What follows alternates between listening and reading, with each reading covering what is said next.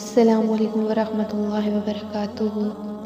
آج کی مختصر کہانی کا عنوان ہے غلطی دوسرے کی، الزام اپنے سر۔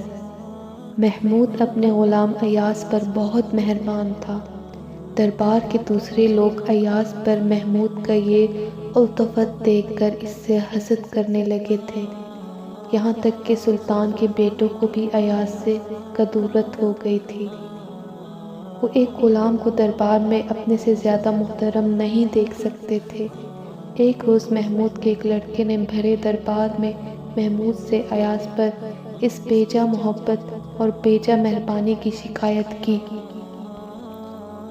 محمود نے شکایت کا کوئی جواب دینے کے بجائے وزیروں، بیٹوں اور ایاز سے کہا کہ کل سب لوگ دریا کے کنارے جمع ہو جائیں۔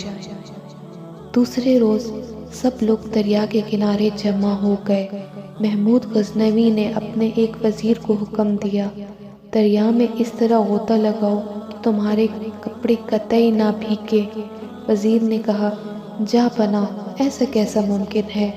پھر محمود نے دوسرے وزیر سے یہی بات کی، اس نے بھی معذرت کر لی۔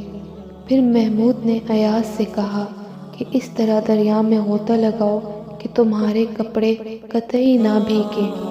ایاز دریا میں اتر گیا، مگر جب باہر نکلا تو اس کے کپڑے پانی میں شرابور تھے۔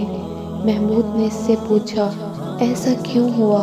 ایاز نے ادب سے جواب دیا، ذل الہی، مجھ سے ضرور کوئی غلطی ہو گئی ہے، پھر کوشش کرتا ہوں۔ یہ کہہ کر وہ دوبارہ دریا میں چلا گیا اور اس کے کپڑے دوبارہ بھیگ گئے۔ ایاز نے یہ عمل 10 بار دہرایا اور ہر بار کپڑے بھیگتے رہے اور یہی کہتا رہا، مجھ سے ضرور کوئی غلطی ہو گئی ہے، پھر کوشش کرتا ہوں۔